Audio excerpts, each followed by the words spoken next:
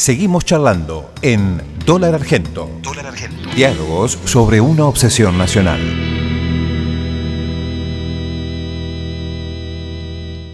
Noemí, ¿cuándo es que el FMI se empieza a interesar por la dolarización como una alternativa para algunos países como Argentina? En los años 90. Hay varios factores que llevan al fondo a pensar en la dolarización como una alternativa. Uh-huh. En realidad, ya en el año 89, acá en la Argentina, dos autores del SEMA publican un primer documento en el que recomiendan que para parar la inflación hay que dolarizar. Hay que sustituir el peso por el dólar y entregarle al público todas las reservas del Banco Central, retirar los pesos y que circulen con eso. O sea, eran ideas que circulaban. Y en ese mismo año vinieron a la Argentina dos expertos, Schuller y Hanke, que asesoraban a un senador republicano estadounidense del estado de Florida, Connie Mack, para sugerirle a Menem, que estaba por asumir el poder en ese interregno entre Alfonsín y Menem, que dolarizara. Quedó en el brochure, hubo un primer intento de dolarización en la Argentina en el 89, a fin del 89, cuando a fin de diciembre había preparado el equipo económico un plan de monetización. Eduardo Curia lo había hecho y antes de lanzarlo un diario lo filtra, empieza una corrida contra el dólar, empieza la corrida porque iba a empezar igual aunque no lo filtraran, y ahí es cuando a principios de los 90 viene el plan Bonex, en el que los plazos fijos no son devueltos, o cuando son devueltos por Bonex, son canjeados por Bonex, bonos en moneda extranjera. Y ahí quedó como latiendo la posibilidad de la dolarización. El Fondo Monetario en 1992 publica este documento, en inglés, este documento que había de estos dos del SEMA, lo publica como working paper. Es decir, no es necesariamente significa que apoya la idea, pero por lo menos que no les disgusta. Entonces ahí empieza también el tema del sistema monetario europeo. Hay una crisis grande en el 1992 del sistema monetario europeo en el que empieza la idea de una área monetaria común, que todavía tarda en cuajar casi 10 años más. No tanto, pero tarda unos años más. Pero la idea de dolarizar, cuando Argentina toma la convertibilidad, al fondo mucho no le convence, pero ve que logra bajar la inflación, los 2 primeros años hubo crecimiento, y Estados Unidos entra en una puja, por lo menos una parte del capital estadounidense y del gobierno estadounidense, entra en una puja por el control de los países de Europa del Este después de la disolución de la Unión Soviética en 1991. Entonces, cuando la convertibilidad anda bien en la Argentina, empieza a recomendar este régimen monetario o la dolarización a todos los países que se te pueda ocurrir, desde México a Tierra del Fuego, a todos, y a todos los países de Europa del Este. Algunos toman un régimen parecido, como Lituania, que tomó casi la dolarización, una cosa parecida. Otros, ahí ya se va consolidando la zona del euro, y todo te lleva a pensar que la visión en ese momento del sistema monetario internacional era que iba a haber grandes zonas, grandes áreas monetarias. La zona del euro, que efectivamente se concretó, y la zona del dólar, que Estados Unidos, actuando de una manera, con una negligencia benigna, como dice Benjamin Cohen, que es un autor que estudia estos temas, incluso favorece en 1999 la discusión en el Congreso estadounidense de una ley que apoye la dolarización en los países que deseen hacerlo. Este mismo senador que te contaba, pero es una novela policial, este senador Connie Mack introduce en el Congreso una ley para favorecer la dolarización en el 99. Poco después que Menem le ordena a sus ministros que empiecen a negociar con Estados Unidos la dolarización. O sea, aquí hay toda una red que tenía que ver con los mercados de bonos de países emergentes, con asegurar la rentabilidad del capital, un tipo de cambio fijo para eliminar el riesgo cambiario del capital que entra y que sale. Entonces, en el 99, efectivamente, empiezan a celebrarse las audiencias en el Congreso de Estados Unidos. Ya para esta altura, el Fondo Monetario promovía activamente la dolarización, y en las audiencias la mayoría de los que exponen son favorables a esto, o sea, están bastante digitadas las audiencias. Una voz que no lo aceptaba era Liliana Rojas del Deutsche Bank, que decía: pero las reservas son los únicos activos que tienen los países, las únicas divisas que tienen los países para pagar a los acreedores. ¿Con qué van a pagar si no tienen reservas? Además, la dolarización era unilateral, no le daba acceso al país a pedirle prestado a la Reserva Federal, si había una crisis bancaria o lo que fuera.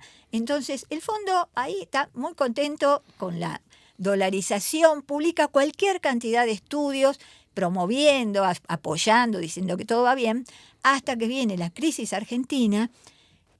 Necesariamente la moneda se devalúa porque era un tipo de cambio que generaba desequilibrios en el sector externo, en la actividad doméstica, era un tipo de cambio de desequilibrio. Y en 2002 entonces el Fondo Monetario cambia de idea y dice: no, la verdad que dado lo que ha pasado y que la mayor parte del Producto Bruto de un país son servicios y por lo tanto se producen y se venden en moneda doméstica, ¿no? ¿Qué sentido tiene que si vos sos profesor y das un servicio de enseñanza, alguien tenga que traer $1 para poder pagarte o lo que sea y demás? Entonces lo recomendamos una útil flotación. Ya no queremos más estos tipos de cambios fijos, muy fijos o convertibles o la dolarización. De esta manera, mientras aquí en Argentina la gente comía basura de la calle, en 2002, después de haber seguido esos sabios consejos de ese tipo de cambio fijo, muy fijo y dolarizar, sí, que esa fue, si tengo un minuto más, quiero mencionar esto. En 2001, lo cuenta Cavallo en un artículo en La Nación, en el diario La Nación, recién en 2006, cuando viaja a Washington y le pide apoyo al fondo, le pide plata, en definitiva, que le haga desembolso para que la convertibilidad no estalle y poder seguir pagando la deuda. El director gerente del fondo le condiciona el apoyo a la Argentina, la plata, los dólares, a que la Argentina dolarice si las reservas bajan de cierto monto, que las reservas estaban bajando todos los días porque los capitales se iban. Cavallo dice que no, y ahí establece esa convertibilidad bimonetaria, introduce el factor de convergencia en el tipo de cambio para los exportadores, que le pone un poquito de la fluctuación del euro. O sea que el fondo estuvo activamente comprometido con la dolarización, instó a hacerla y después se dio cuenta que no, que estaba equivocado. Y el pato lo pagamos nosotros. Ahora, Noemí, el Wall Street Journal publicó en septiembre de 2019 una nota titulada $1 para Argentina.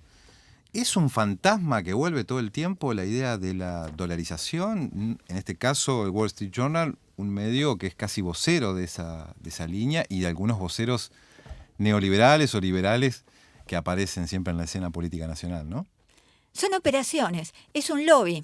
Hay una parte del poder financiero internacional y de las grandes corporaciones a la que le conviene, que le gustaría no tener riesgo cambiario ni costos de arbitraje, por arbitraje de monedas. Son una minoría, en realidad no nos conviene, los países que han dolarizado no están exentos de crisis. Panamá, dolarizado desde 1904, está subdesarrollado como cualquier otro país latinoamericano. Ecuador desde el año 2000, fíjate lo que está pasando, la crisis, mientras los precios del petróleo y de los commodities estuvieron altos, tuvo liquidez, tuvo plata y después no, y cuando cambiaron las políticas del neoliberalismo menos todavía. Entonces la dolarización es negocio para unos pocos y miseria para la mayoría, y nos encorseta innecesariamente en relaciones de pérdida de herramientas de nuestra política económica. O sea, cuando leo también que me parece esas expresiones tan descalificadoras, como, ay, les duele, quieren la soberanía, no quieren perder la soberanía, pero creen que la moneda es la soberanía, tan descalificadoras, digo, pero qué mala fe, porque se sabe que contar con una moneda soberana es un dispositivo de flexibilidad del sistema económico. Si no podés ajustar el valor de la moneda, va a ajustar por el nivel de actividad. Si no podés, como en la convertibilidad, no podíamos ajustar el valor externo de la moneda. Entonces ajusta por empleo y por actividad. Baja la venta de las empresas se funden, despiden personal, la gente está desempleada. Fíjate lo que está pasando en Grecia. No pudo devaluar, no puede alterar el valor de su moneda. Entró con un tipo de cambio determinado, dracma, euro, a la eurozona y solamente manejan euros, no pueden emitir euros por su cuenta.